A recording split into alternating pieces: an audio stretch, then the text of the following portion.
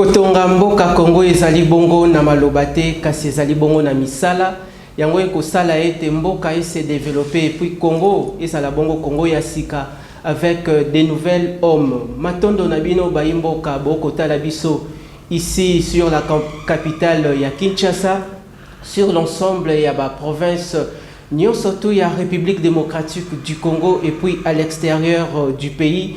Matondo na diaspora congolaise ou ezwami bongo na poto mobimba na États-Unis d'Amérique, na Paris, na Belgique, na Canada, partout dans le monde entier. Tokutani lisusu na magazine politique en lingala panza sekele sikawapi tolambaka bongo masolo ya mboka na lingala ndenge tolobaka na bino comme d'habitude kosolola bongo na lingala ezali bongo likambo ya sonité parce que lingala yango moko ezali ko faire partie parmi les 4 langues nationales pe ezali ko valoriser bongo culture congolaise. Boko tala biso sur l'ensemble du territoire national baimboka boye baete tokutani lisusu na grand rendez-vous oyo ya lingala à travers émission oyo panza sekele et sikawa pito solo la kanabino ensemble par rapport yamai et kolekana na kati ya mboka avec les élus de la presse congolaise, autrement dit baponami kati na mosala yaba journaliste.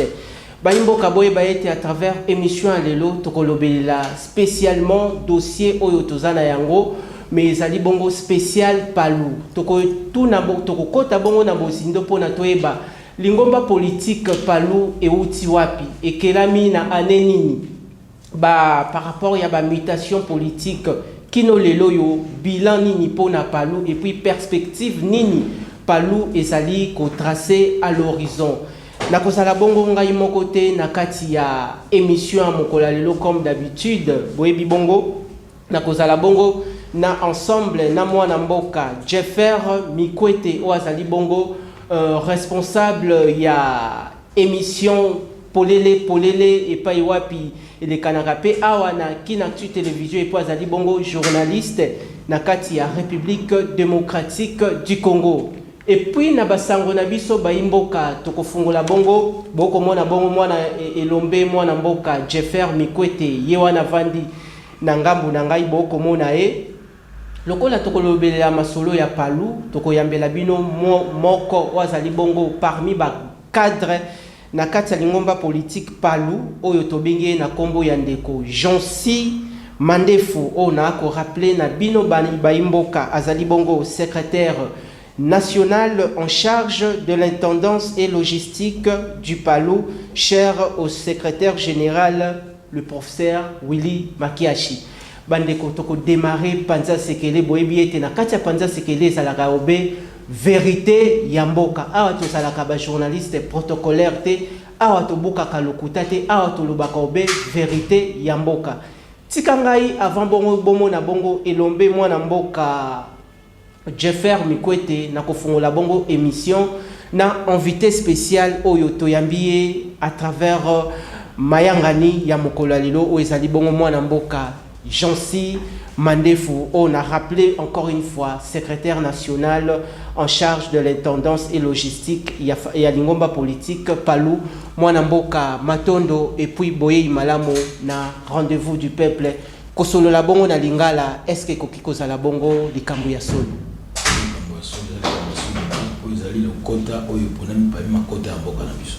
Toyambio na bokebi à travers émission ya mokola lelo panza sekele.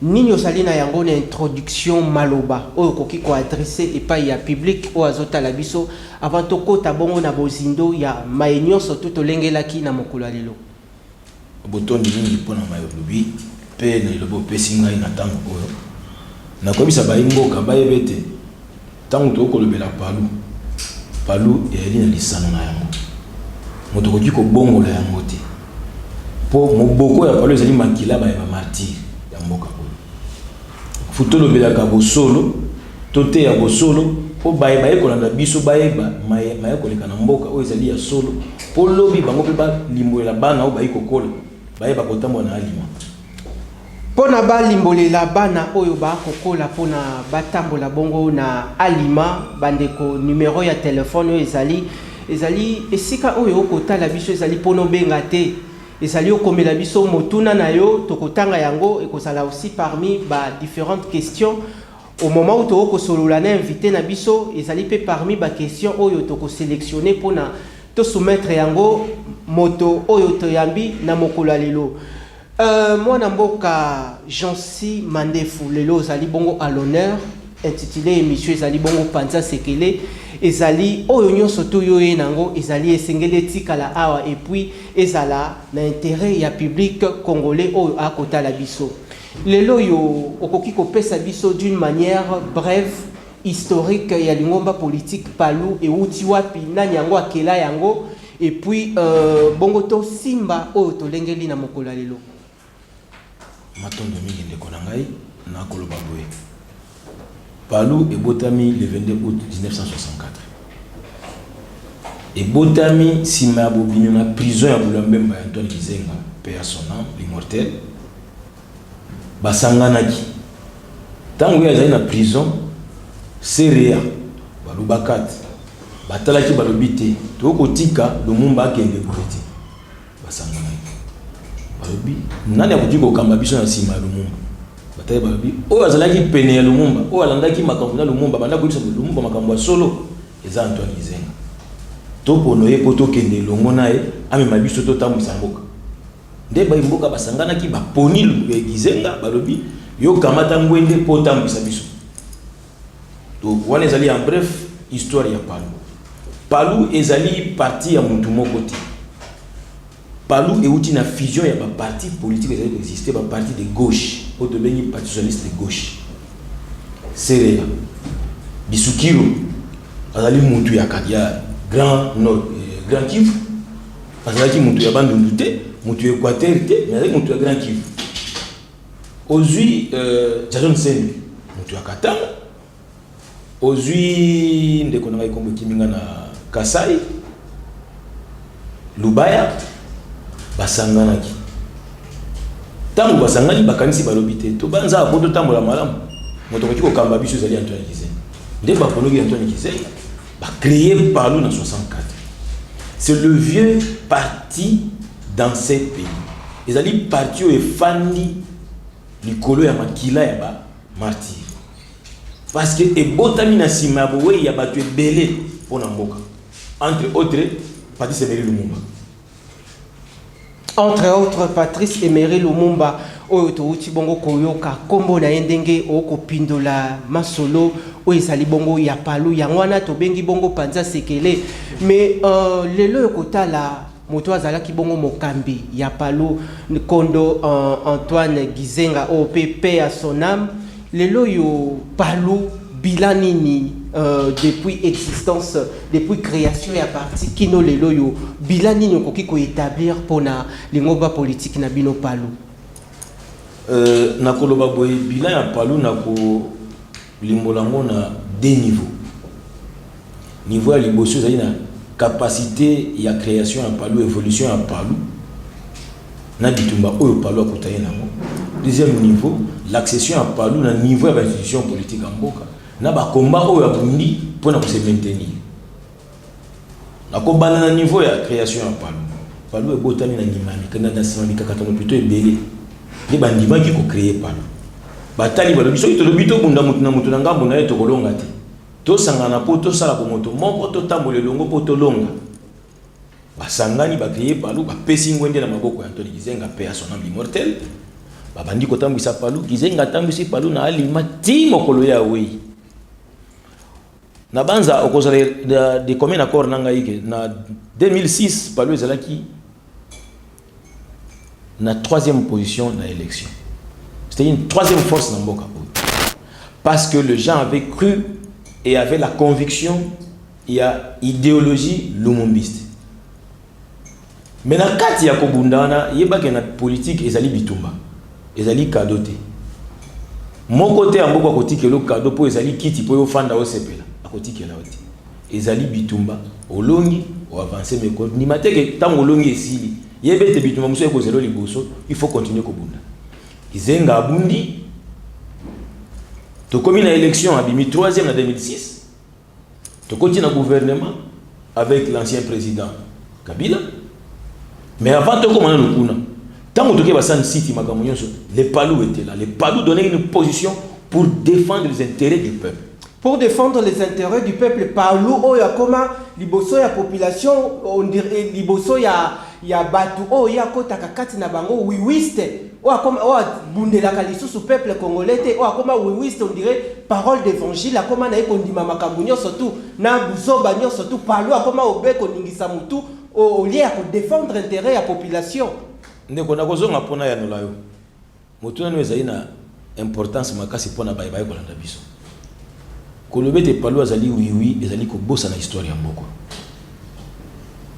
Soki le mboka oyo tozali na kimia, les Palou a contribué. Je vais vous rappeler, tant élection en 2006 Salemi, makile tangaki na mboka. Bon contribuer ça mabete mais ya kondimaka ba oui. To akotambola malembe. Na ko pesa lisese moko Anthony Kizenga bande ko pesa biso. Na lingina kati bayana kenda ngambo ya Brazzaville. Na kamati boato. Na yebiete ndeko nanga Jeffrey alingaka maite.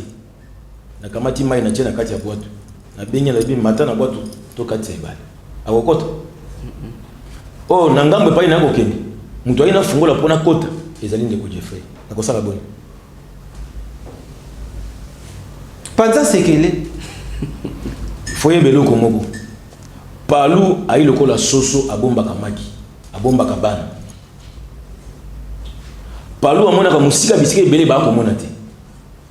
Bon mona ka musika te soki Palou réellement mona ka musika et c'est là qui ti kino lelo yo boza l'ensemble nandeko Joseph Kabila Kabange wana ofungoli ba chapitre mususu tokozonga na ti pesa motuna nangezala ki ya bilan mais ofungoli ba chapitre mususu oyo ba munition o ezali awa na panza sekele ezali pona yo o éclairer opinion publique na ko pesa bongo maloba epai ya mwana mboka Jeffer Bikwete apprendre yo en soin par rapport ya oyo ya lengeli na mokolo lelo matondo mwana mboka na weje mutune ezali boye ndeko secrétaire Jean-Cy Mandefu oti koloba wa ke Palou ezali bongo moboko ya makila ya ba martyr kasi lelo oyo mutune ezali boye na lolenge Palou ezali kotambola actuellement est-ce que ba martyr wana bisika bazali bo respecter lutte to combat na bango abundaki pour que makila wana etangama en dépit ya désordre nyonso oyo ekoti lelo oyo na Palou ndeko Jeffrey na ko yanola oboye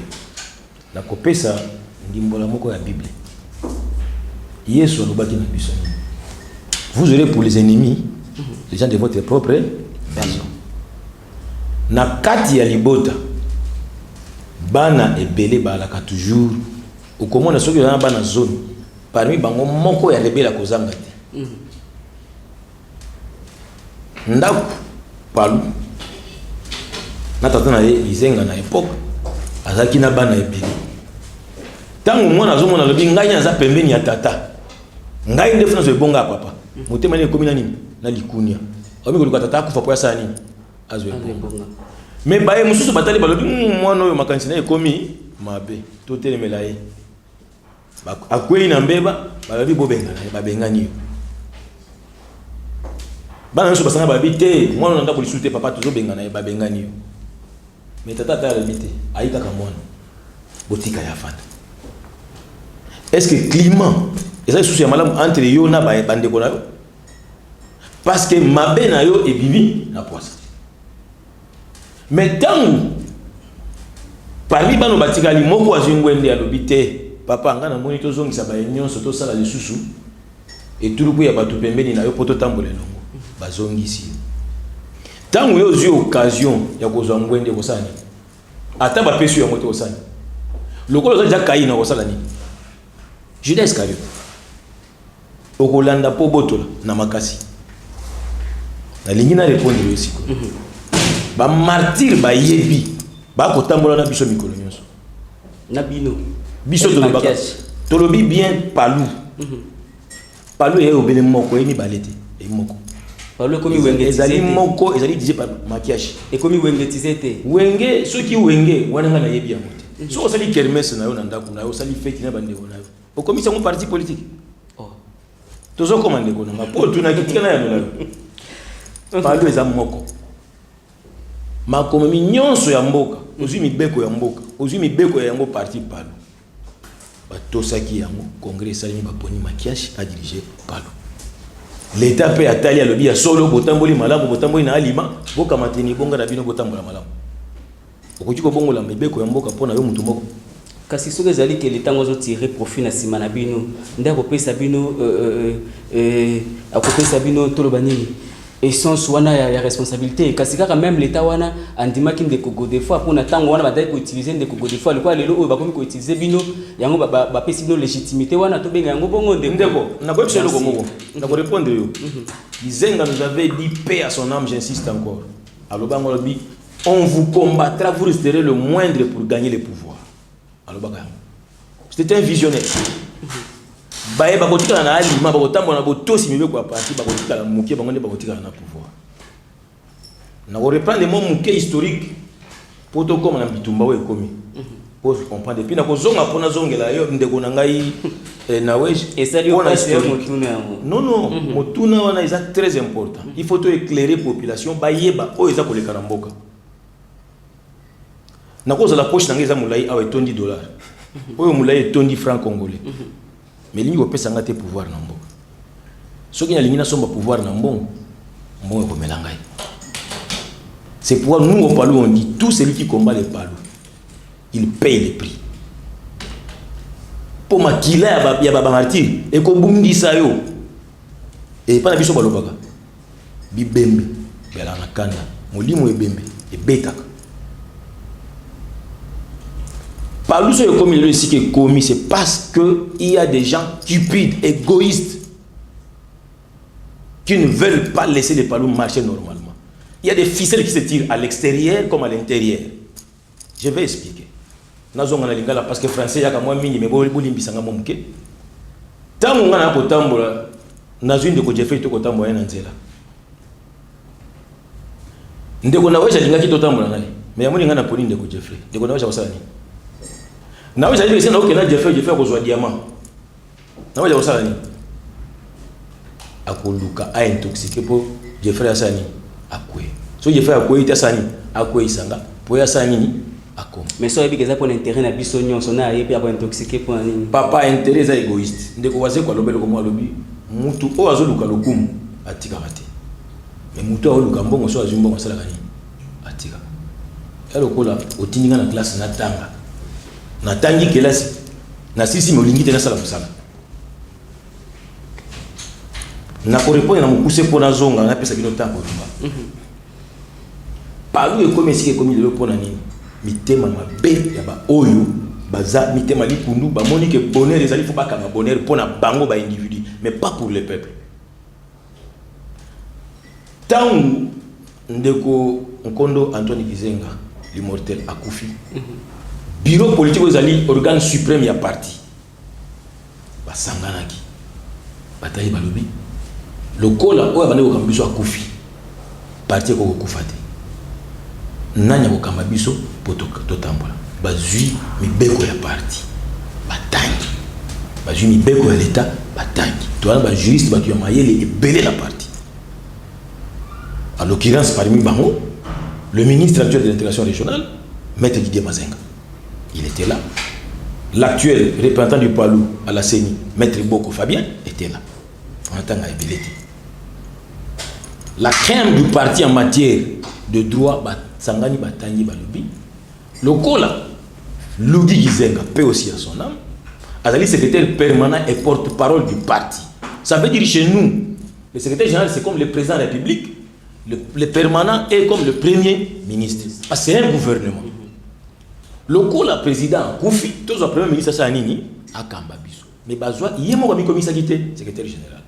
Lougi Ezali, réunion politique, bureau politique, on a décidé de prendre Koloba. Lougi, Kamata Mwende, au même na congrès, avec une seule mission.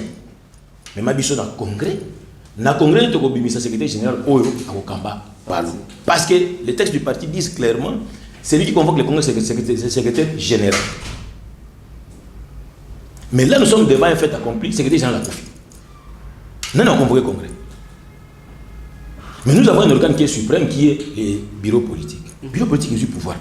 Et Sangay, et Poni, secrétaire général, intérimaire, Lougi Gizenga. Notre camarade Lougi Gizenga, paix à son âme, est un commando. à côté na bilanga bandi ko bunda kwa même bato na congrès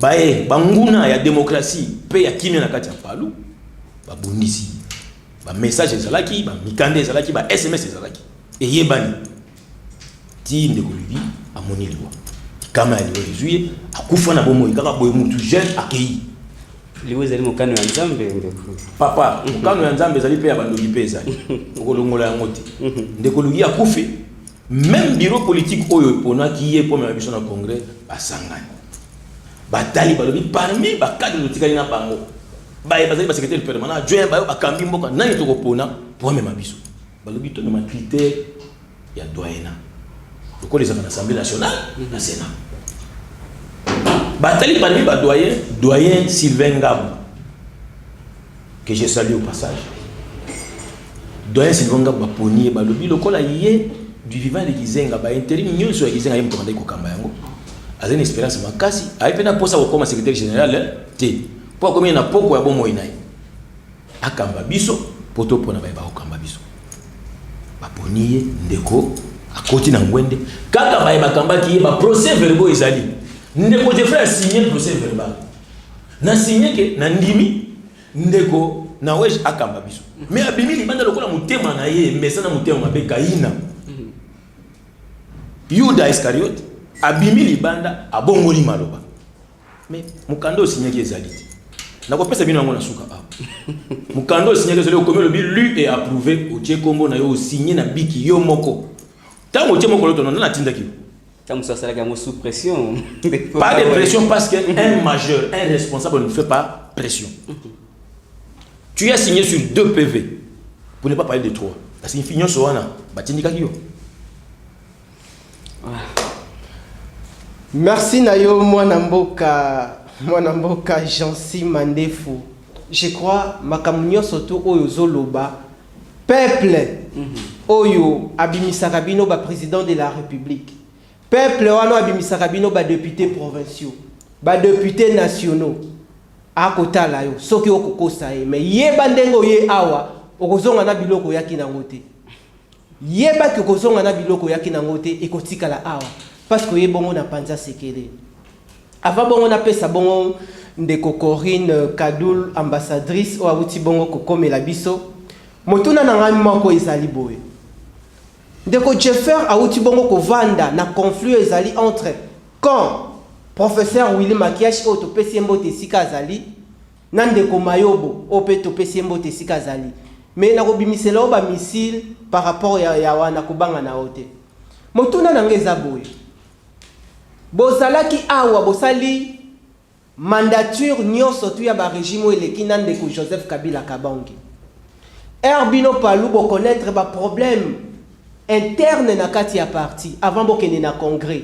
Muto asalila bino médiation azalaki lokola Edem Kojo na bino ndeko Jeannette Kabila Kabange dada o peto pesembo te sika azali na ebite soki makamna akoloba na akokosa peuple. Bokendaki awa na fondation Musée Laurent Désiré Kabila bisika makambouane salemaka mais lelo boponaki dada Jeannette Kabila Kabange herbo moni ndeko Félix Antoine Tshisekedi Tshilombo zubongo pouvoir bosundoli ndeko Joseph Kabila Kabange bolandi esika misuni ezali bolandi esika miliki ezali bolandi esika mwa kopo ezali bosundoli lit oyo boprometaki peuple natikeli yo sekele o panza liboso ya population.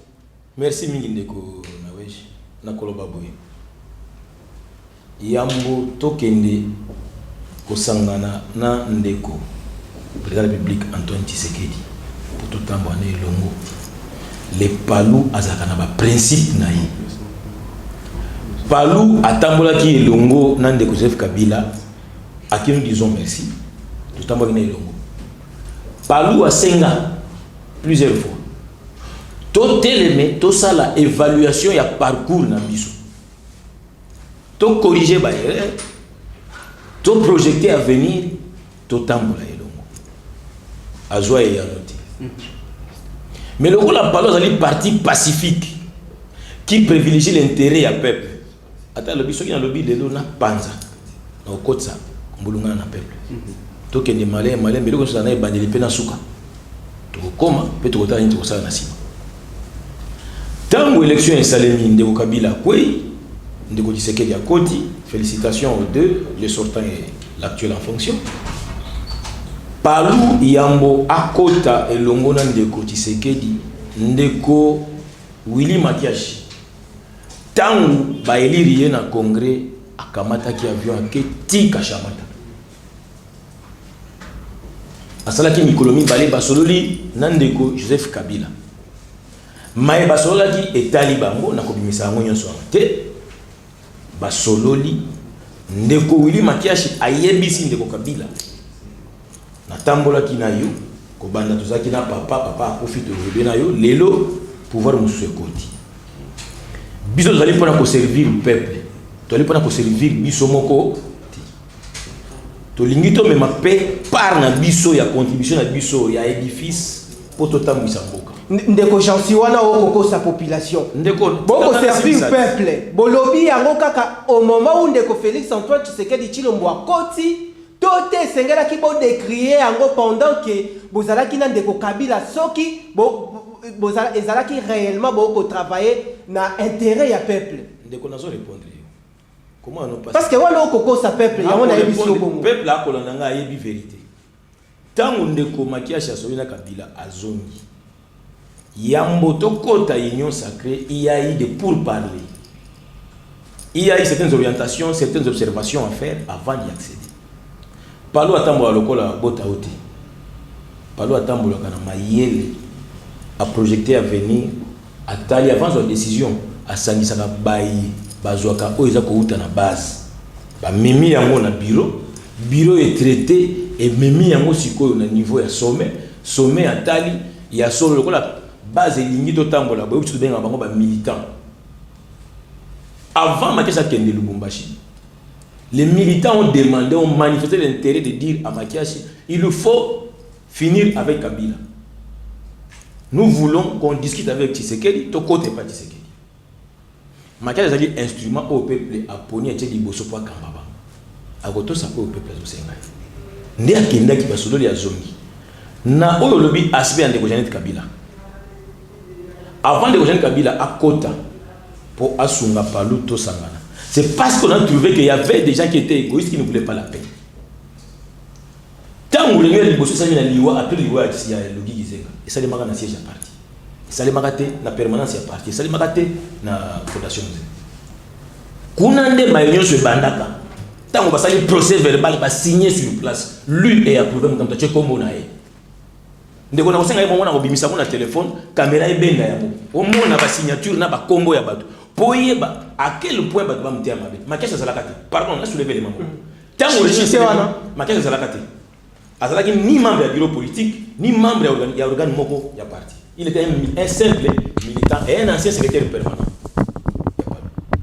oh ba yebi tango Makiashi azoka pa ndenge ni ndingisa ka pa ba yebi. Merci na yo mwana mboka population toko koba à travers magazine Nabino politique en lingala Panza Sekele ndenge boko mona ndenge ba élu de la presse congolaise baza bongo kokota bongo na bozindo pona kobimisela bino Sekele nyonso to o ebombani na kati ya makambo ya Palou topesi bongo maloba epai ya mwana mboka ambassadrice Corinne Kadulu apprendre mwana mboka Jansi mandefu soin ndeko Corinne Kadulu malobe pa inayo matondo mingi ndeko na wa Richard mbote na bino mingi vraiment ndeko Jansi mandefu ezali bongo estengo ya kokuta na bino lisusu mokola lelo e bongo tango nga nazoya lokola bayebi ke Panza Sekele za masolo to mituna ya peuple batuninga bi mama boyoke su Panza Sekele nga la bina ke Panza Sekele moko ya manani ngabilo za masolo a Palou et il y a la belle débat et je n'ai pas pensé à pona longwa wana même si nga babina mozo ke ne masa mon abiso to bibo e Palou basi babungi sa vision ba changer kombo babungi sa vision balongwa na kombo Palou balukela mo kombo mususu batangwa ta alias ya bandundu wana za mituna oyo uti na population ya mi balé za que Palou babosani origine to lutte na bango balobi ke palu babungi nzela eza kaka molongo oyo mboka ezolanda babeta kaka palu te mais oza na message ya palu babi ya IDPS pe koya PPRD pe koya mais ya liboso babi ke palu échanger kombo elongwa palu parce que vision esi ebunga nango ndeko jasi balobi pe lisusu ke palu ebosani nango origine nango ebosani nango base nango ebungi pe lutte nango ngana bi bon nyonso wana nga azana eyano ekoma kaka pa ndeko jasi mandefu yende akopesa biyano na mituna na bino po masolo lelo ezaka masolo etayeli palu ndeko jasi mandefu napesi bino mbote maloba na mboka na bino. Merci ndeko na mituna ya kitoko makasi boye na CPI na makasi mais nakobanda na makambo etali vision pour tout kende mbango mbango. Un parti politique a pour la mission principale c'est de conquérir le pouvoir et de les garder le plus longtemps possible. On a une bande d'ambition qui fait contredire la moisalité. Même peuple a contredire la moitié. Mais pour accéder au pouvoir, il y a des arcanes qu'il faut savoir traverser pour le commun. Bita pesa est belé pour mata au commun le cola nzete le so kolonyo ngebo tarambu mukolo mokote. Palu a umeli na mboka. Lutte au palu a banda ezali lote. Pourquoi babomaka lumumba? À cause de la vision.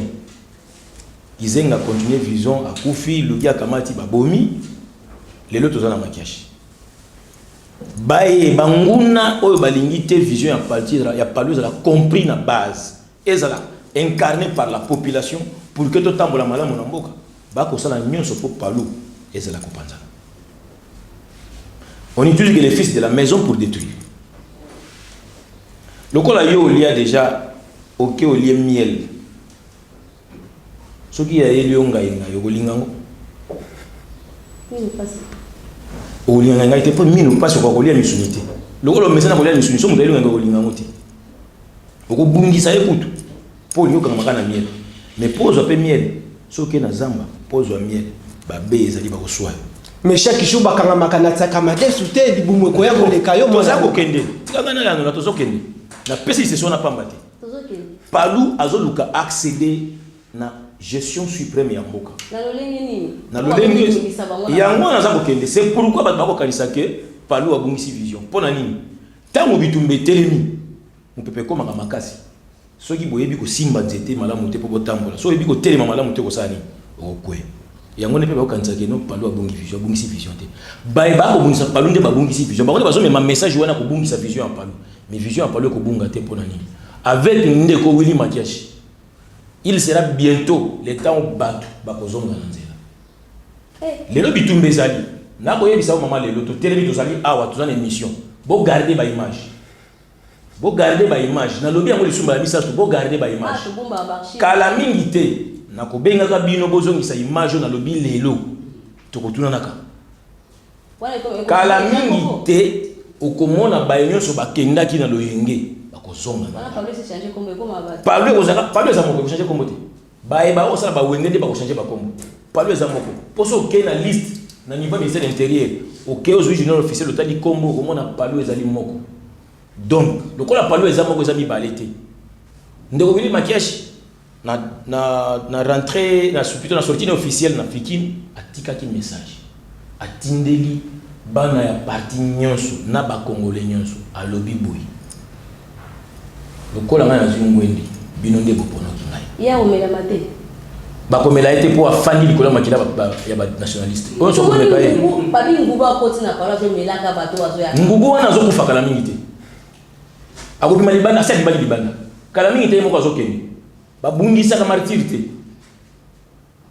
ba loka ilwa Makiashi ba koka yango te na wewe selo komo ndeko Makiashi aina vision kizenga Makiashi c'est kizenga incarné.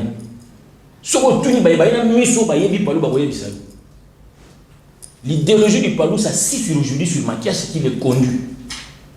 Nayebi si yo soki nzamba sungi, peut-être la semaine prochaine na kobengi sabino boya kota la baye babana siège parti pour l'adhésion.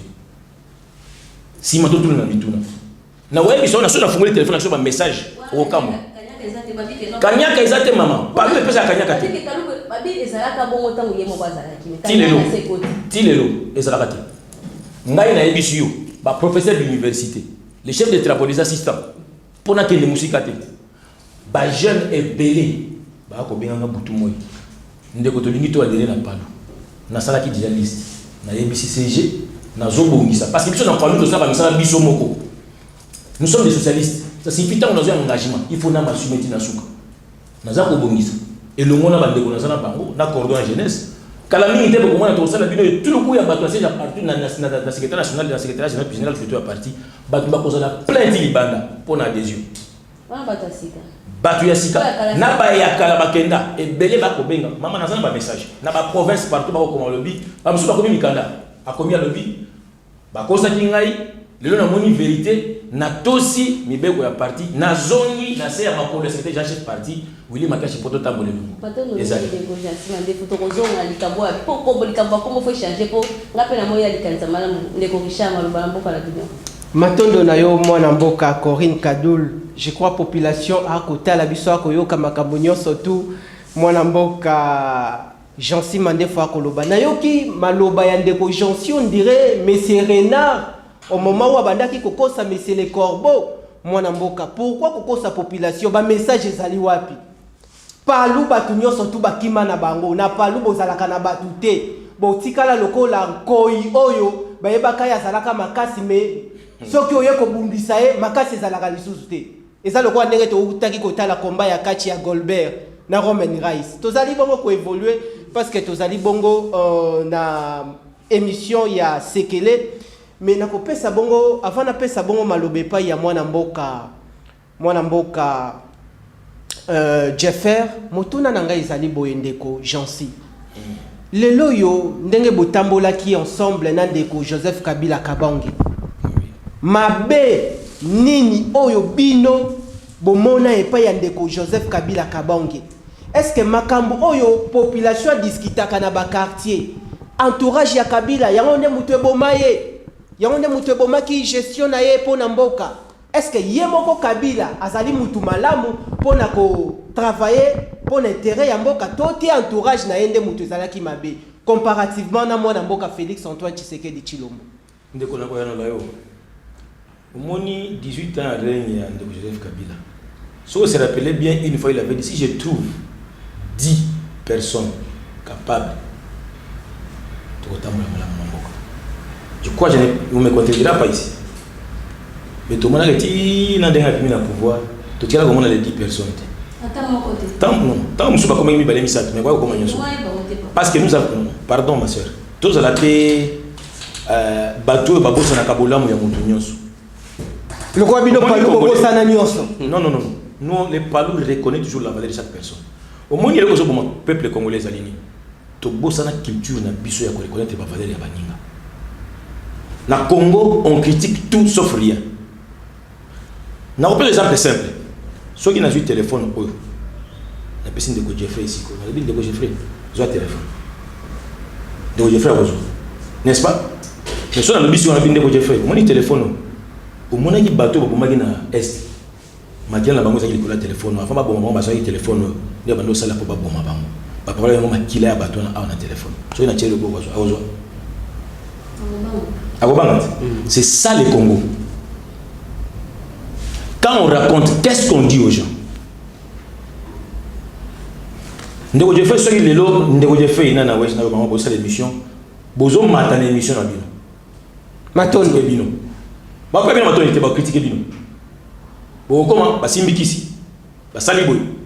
Mais ba ko connaître valeur na bino te. Valeur au bino bozo incarner ba ko reconnaître la moitié. C'est ça le peuple congolais aujourd'hui. Lelo mo so. Ndeko Kabila. Moi, je lui dis félicitations pour Atika Asala, passation de pouvoir pacifique dans Mboka.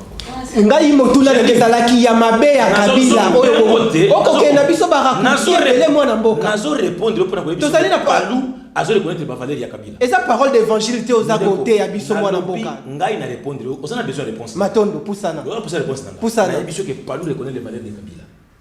Mais les palu Kabila azalaki na gestion ya mboka. Gestion ya mboka makambo na esili ya pays. Palu okende ko gérer na ye nini lelo. Mabe moko yo tangi koki otanga mabe moko te. Na koki ko loba mabe te pona nini. Nous avons géré avec lui. Notre mandat avait pris fin, d'autres personnes étaient entrées. Pero nous de gérer qui. Oui, ça m'a été que Palu a échoué qui. Ndeko na zala honnête. disait est entré à zone ici bourse à l'étudiant. On doit contraire pour ne citer que ça pour ne pas aller dans l'âge. Parce que on est ça moukié. On est ça moukié. Chité wana. Disait à longwe bourse ça y et quoi? Nani a longwe la bourse dans boka. Yo t'as la bourse. On est à la bourse. Nani a la bourse dans boka. Bah impérialiste.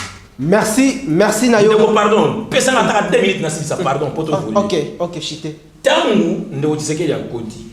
Palu atala lobi ngai mission na ngezali ya kokamba ko mema peuple attendre la poto vivre bien.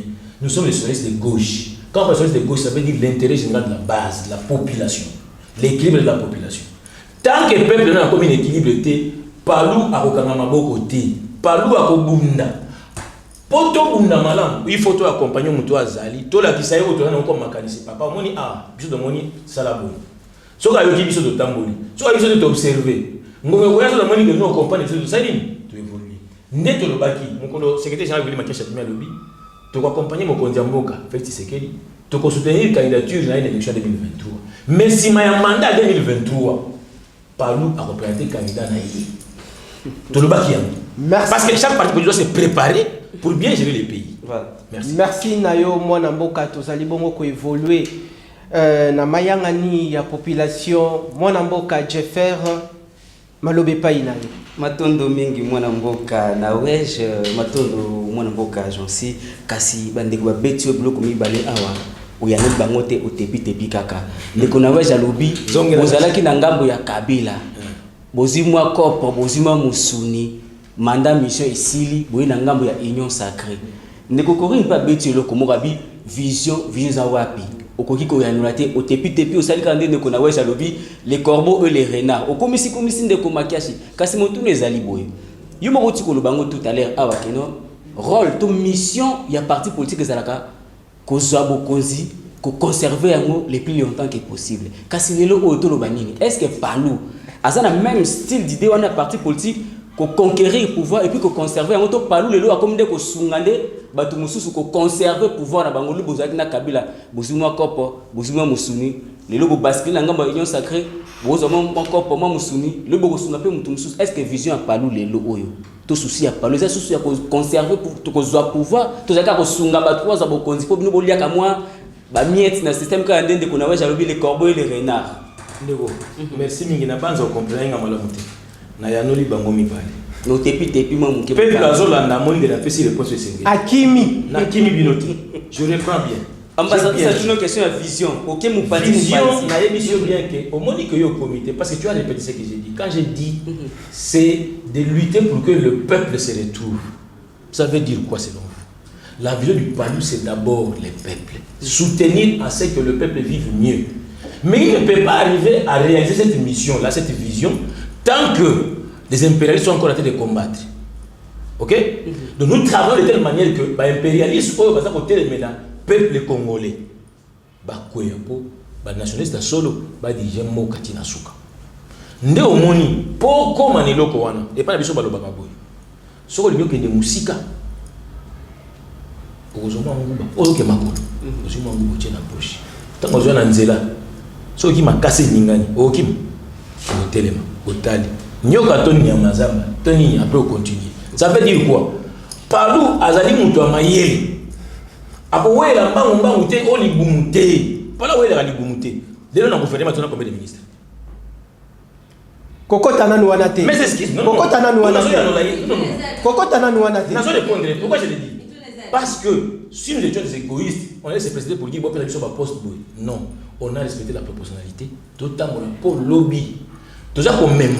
Mécanisme ya biso et pas à Mokonzi Mboka par les canaux de notre camarade secrétaire général parti Willy Makesha avec les ministres qui est représentant par le gouvernement Didier Mazenga pour comme pas Mokonzi Mboka et si quand on dit que les autres dans la montée to yebisa ye mwana mboka awa peuple azako sepelate awa tala boy tout ça ba oui té tout ça pour qu'on même un plus auprès du chef de l'État pour l'intérêt du peuple pour ceux qui les lo critiquent ezali to ko ndima ko répondre ya ça veut dire quoi? Le Palu a un caractère intrinsèque qu'on ne peut pas lui retirer. C'est sa vision idéologique. Aujourd'hui, on a la nuance sur les lots. Ceux qui n'ont pas ceux qui n'ont pas lobby, mon conseil a parti à Bengi, ma maman a parti, lobby dans RTL, la siège a parti. Au coup, t'en plein. Ce que tu dis, tu Kanyaka, Bayaka par conviction politique. C'est pourquoi on a dit que il y a belé par conviction politique. Mais sauf que tu as dit que tu as parti, parce que tu as kati. Babade ko lia biso na kati ndenge kizenga loba lobi ke masangu nyama walia kaya sa na kati za libanda te. Mais to timbela ki bango avant. To ko bango malé beti na suka. Ndio moni palu bandi ko telema. Tango bitumbe zali, ne zona mboka a. Pourquoi les développements ça côté pas? Parce que na est makile za kota. Il faut consacrer les efforts pour la guerre, il faut consacrer les efforts pour nourrir les peuples. La même chose avec les palus. C'est comme un parti, c'est comme un état. Tozana bitumba. Le roi doit ko bunda bitumba. Moi, je la concentrer à 100% pour faire voir force, il y a pas à 100%. Les animaux passent pour nous accompagner, Kaka. Non, nous n'accompagnons pas. Nous travaillons. Accompagner l'idée du chef de l'État, accompagner le chef de l'État dans sa vision politique, avec un plus qui vient de chez nous, c'est ce qui est important. Tout ça, c'est le parti politique. Papa. Vous n'avez pas conserver. Voilà, mais il y a des sanga. Sogi lelo, olingi, osomba lupango, ao. Au salami. Au salam, il faut répondre. Merci. Le quoi il faut salam, pour ça ma copie sur le pain. Bon, ceux qui sont aux yeux, nous savons pour ça au sommet le pain. Au sous-capapi. Les partis doivent vivre. Les militants, les palous vivent avec les cotisations des militants. Ok? Nous travaillons de telle manière que lobby, tant qu'on a besoin au code, ça peut présenter candidat à Bissau au Coca. Tout présenter candidat à Sengeli, au peuple à Kondima.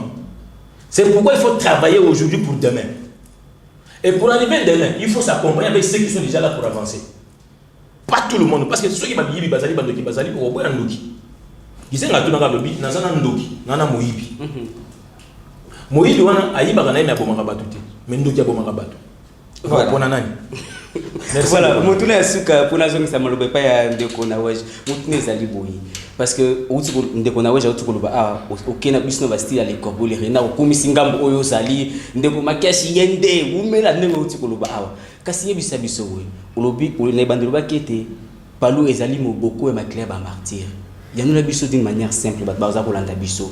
Les lots, Molimo et martyr, Wana, Tomolimo Yakondo, Kizenga.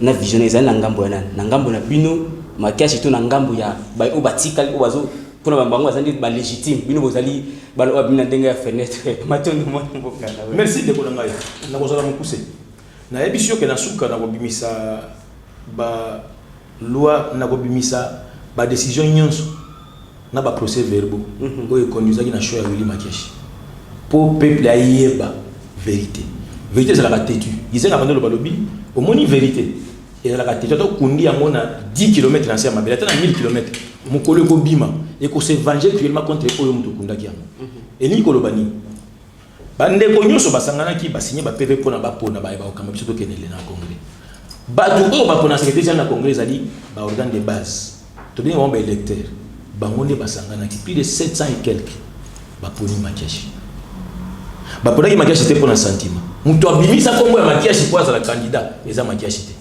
auta na katanga ona koloba so ya landinga ko yebisa bino akoko benga ya Palu azali militaire en Palu za katanga ayaka ta congressiste abimi alobi tango to bandi parce que to bandi na ko avant to banda congrès bitumbe zala ki na kasi de ba tenir l'hôtel de ville bazui interdiction mo dans l'autorisation à sala nini à sala congrès to comme na porte ya centre nganda ba policier obo okota to meki ko tuna to landiti to ekolongola mutambo wana pona nini kanyaka lokola ngai nazaki na gestion na zana mbongo na poche na pesi ndeko na wesh na esabi ndeko jo faire les émissions.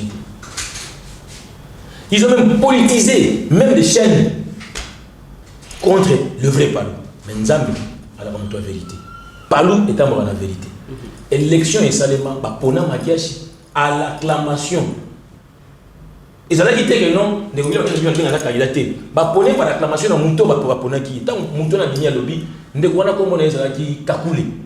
A lobby pona biso ba katanga to élection katanga to monique muto ko kamba Palou lelo oyo o ezala ki to mena kizenga yekoli mayatizenga to mona ki ko sala musala malamu. Ezali Willy Makiashi. Donc c'est la manipulation de Willy Makiashi mutabimisi. Ndeko wana wana ezali opinion na yo parce que dans toute chose il manque jamais de critiques. Chité wana mwana mboko. Oui, mais excuse, na sisa ngai na ok ne mukuse pas. Tango baponi kaka yeti baponi na parce que j'ai no adjoint mibali moko azali ndeko Didier Mazenga, moko azali ndeko Kiluba, azali petit-fils de John Sendu. Il est katana. Donc koloba lelo pour répondre de maman, na mutuna loba ki koloba lelo que Palu azali alliance ya Bandundu ou alliance ya Bandundu. C'est une mauvaise manière de voir les Palu. Les Palu est partout. Maman so na zingine tokena bino na Bunia, okomona Palu. Tokena Ituri okomona Palu. Et nga na sona ba secrétaire provincial nyonso. Le baba gouverneur na biso ya parti. Na sona na bango chaque. Les Palu est partout, c'est les partis nationalistes et internationaux. Parce que même les fédérés nous avons des représentations. Koloba kezali alliance ba nous bande ko na ba longa makanisi na bati ya koyoka biyoka yoka bandoki. Ba no koyeba vérité ya Palu ndenge ezali Palu ezali dédié par Makiashi élu au congrès ba texte nyonso ba loi ya république et reconnaître yé. Tozali na ba document nyonso au complet. Lelo oyo mutu so ko bima ko ba ngai Palu azati. Soko bimi ba martyr ba ko bundisa yo tina suka. Makila ya ludi ko ganga. Merci Nayo Mwana Mboka parce que TV Zali Bongo Radio T, la télévision ezalaka bongo likambo ya ngonga bande koto ko tambola toujours makolo na suka ya magazine na bino politique en lingala Panza Sekele ndenge Mwana Mboka Jean-Si Mandefu akopindola mais avant na pesa bongo malobe pa ya ambassadrice Corinne Kadulu o alambaka bongo lingala on dirait Pondo ya Limbondo tikanga ina pesa yo mwa mutuna moko. Lelo na oyo nyonso to ekolekana na kati ya Palu. Est-ce que sika kondo Antoine Kizenga azali? Est-ce que ako sepela na yango kotala lutte fratricide ezali bongo ko régner na kati ya parti? De l'autre part tozali bongo na camp Mayobo, de l'autre camp toza bongo na camp Willy Makiash. N'époque ya na régime ya na régime outi kolekana te mais na gouvernement outi kolekana bongo ya coalition FCC cash totala ki bongo Mwana Mboka VPM ya intérieur Gilbert Kakonde a reconnaîtra ki kaka obe Palu moko ezali bongo Palu ya ndeko Mayobo mais lelo tokomi bongo na kati ya union sacrée ndeko Daniel Aselo lokola bino pe Palu Makiashi bozali bongo na kati ya union sacrée ya mwana ndeko Daniel Aselo a côté libino à reconnaître Palu ya ndeko Makiashi. Nini osali na yango koki ko éclairer population avant ndeko Corinne Kadula soit bon malo. Ndeko na wesh. Au moins que besoin de mauvaise information. Yo pesa sa population information malo. Biso makambo ya kanyaka awa. Ndeko Kankonde. Ba ministre pa ba bien kutu ba bi Kakonde. Pona ni. Na tongo o reconnaître. Qui est nani? Ndeko to kene malembe Kakonde. Na tongo o reconnaître nga. N'est-ce pas? Na yena peso mikanya na nyonso o reconnaître nga o pesi nga pe note ya reconnaissance nanga na za na motile ya ndeko na yena makambo na nyonso en ordre de la pesi o reconnaître nga secrétaire général chargé des partis politiques au niveau du ministère de l'Intérieur nous avait écrit avec toutes les précisions vous avez respecté les prescrits de la loi en matière de partis politiques nous reconnaissons votre congrès point. Je vais vous laisser tous les documents que j'ai laissés avec moi dans mon téléphone. Donc, on peut s'abîmer. Nous avons dit que la bandekowana ya mité mali kundu basangani bazui kanyaka babandi ko tia pression. Nous avons dit ayo komela bango. Soko tangi mukana komela bango. Ça n'a pas de sens. Il dit je reviens à mon idée du départ. Quelle idée? Quelle idée? Il faut se baser sur les textes. C'est la loi. On ne répond pas par une superfluence. Non, il faut répondre sur base des principes des textes.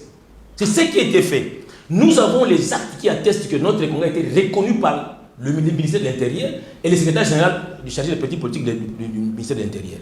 Donc aujourd'hui, revenir sur ça, c'est une histoire du passé. Tous ont de la montée. Et si elle est le cas, ceux qui ne rencontrent pas les bango mukanda pour se faire ça bango, ezali keza le kola yo camarade nanga oyo tingi magana monsieur pourquoi pesi ndeko na weji raison de ko pesa ngai. Mais nous avons des raisons d'aller dans le pays. Mais nous avons des camarades qui ont insisté, ça a quel soubassement juridique? Merci Naoumana Mboka, mais na oyo kolekana.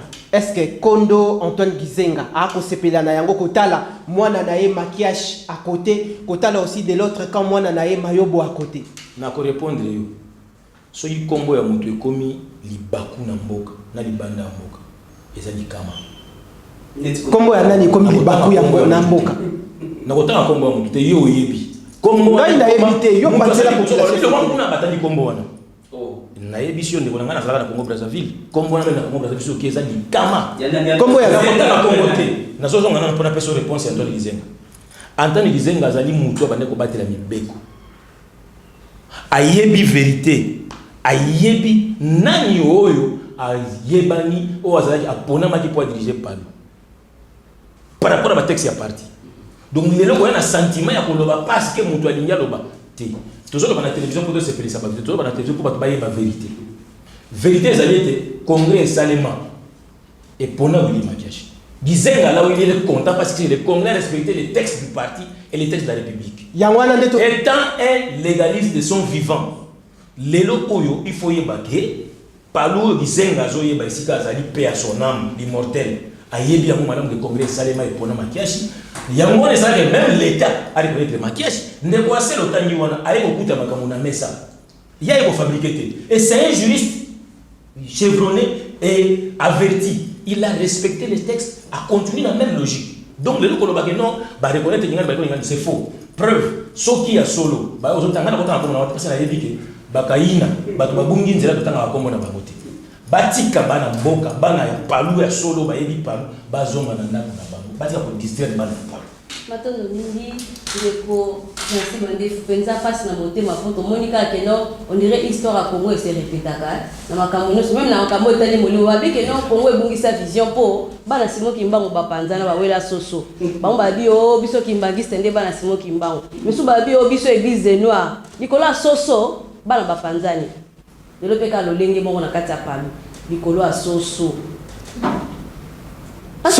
ndeko Corinne ikolo soso vision zo bunga kaka boy ndeko na jabi ke no est-ce que bisika kondo afandi kuna molimo ne pe manakimia asana esengo to na esengo te iso pe ça passe balobi ke lutte estambola kana union parce que ceux qui posent diviser vont régner te mais ça aux ensemble aux union fait la force mais siko mokolo vision ça peni bino ba botikali ole botambola kana lolenge bozala liboke pour ma force bozi molimo asoso komi ko welela ebani susute ba église no ande baza ba kolo Simon Kimbangu to pe baza kimbangise ba kolo Simon Kimbangu maman merci beaucoup lobi malamu penza na ko rappeler que ndeko Willy Makiashi mokolo abimaka lobaka na lancer amnistie to limbisi ba emanso bakenda mais mutu moko ndi akozonga te ba nyonso bakenda bakozonga mais moko akozonga te ba bengiye fils de la perdition wa satani akozonga te na lola pour ça ko déjà même Yesu Nzambe tango abengana ikaya ibisalini ezaki mwana libungi voilà mais mwana libungi pe apalo de lobi akozonga te ba nyonso bazonga mais mwana libungi akozonga te sami obeleka na satani azonga lola te moto nyonso na kata mboka Congo azana droit au CPR maman parti politique ezali église il faut yeba eloko parti politique ezali église te ezali amen te parti politique ezali au teli kofi na teli bende poto ke mais c'est ce qu'il poto ke ndiboso mais na kotali bende te pona boma na kotia pona fungola nzato kende lelo ko ndeko Makiashi ba fingi na nyonso bali ba bambia nyonso bali ko bamba mais vérité ezate ndeko Makiashi ezali homme pacifique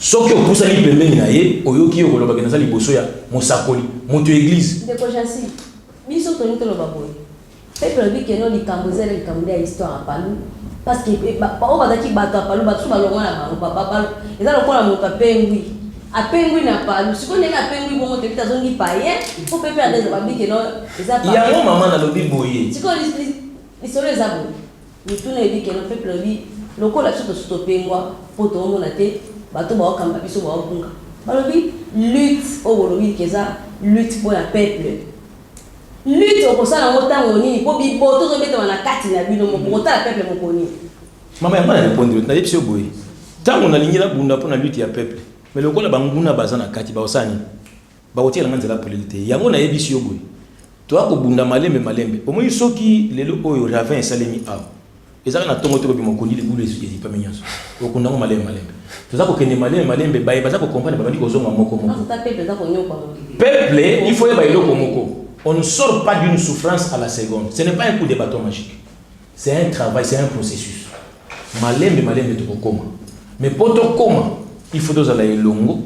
il faut ba bonga ki nzela bazonga na nzela batika mona libunga kendi bazonga na nzela bazonga na ndako totambola elongo tata ya mboka ya ndako alobaki nalimbisi bino bozonga bami mape ba yosu bazana posa ya koya oyo ba utala bataki ngai na kena ndako wana babandi ko bunda mwana izate ba ba bitumbe zate baya na ndako baya na ndako na bango les enfants prodiges bazonga mais sauf le fils de la perdition il y a zonga tata Caïn fois kendi ko telenga parce que les lois oyo so otuni même otuni origine naie et comme flou so otuni ba fait électoral naie et yebanité les lois na mboka tel na juité naie na mboko na juité naie na tsezo na juité finalement aux années okomi chauve-souris ba chauve-souris ba toni le bongo na katia upepo e uti bongo bisika pasi uti na mboka po etamboli ya kowelela pouvoir tobo ite vision eza pona kozwa pouvoir pona kofanisa makambo mais tango bungi sisi koyo ozala ki bongo ba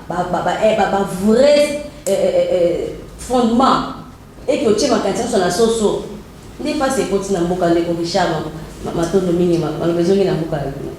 Merci maman nakoloba boye palo awe la soso te ba ko la soso ya mona ba yibani poso ba we la soso te mais bazonga ki na ndako lokola yebi ya liga azoka mutu ya soso mobimba soso alia alota sikola bi asona zongi kuna to kabona na bandeko baza kuna nyonso wana na kokate il faut na bunda c'est ça le mal que tout le monde revienne à la raison to tika bitumba yo zomema biso liboso ti to reconnaître les valeurs ya parti to reconnaître les valeurs ya lutte ya parti to zonga na nzela to sangana to tambola to tika ba ko benda biso na bikongo poto bima libanda.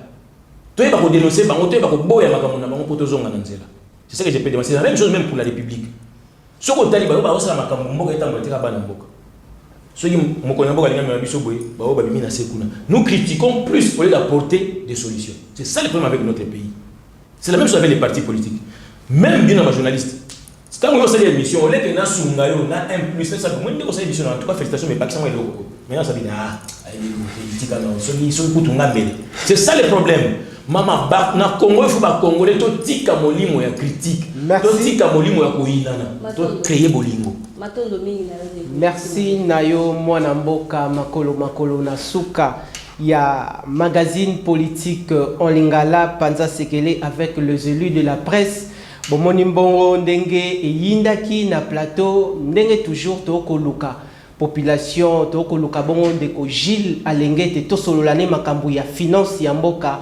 Invitation déjà ezali lancée to koluka lisusu ministre ya développement rural mwana mboka François Robota to sololana ye makambu ya 145 territoires to komi wapi to koluka lisusu ndeko Denis Kadima et pas wapi RDC zali bongo komilengele pona maponomi na 2023 to yambela kibino mwana mboka Jansi Mandefu secrétaire national en charge de l'intendance et logistique Yalingoba politique Palou El Willy Makiashi Yenda Zalaki Bongo à l'honneur na cadre ya émission Panza Sekele à Mokola Lelo Boye Baete tout ça qui n'a pas élu de la presse congolaise Lokola Mwana Mboka Corinne Kadoulou ambassadrice Matondo Nayo Mwana Mboka pour la participation Nayo tout ça qui lissusuna les soldats du peuple Mwana Mboka Jeffer Mikwete o azali bongo pona na compte ya magazine politique en lingala polele bandeko balandi nde to komi bongo na suka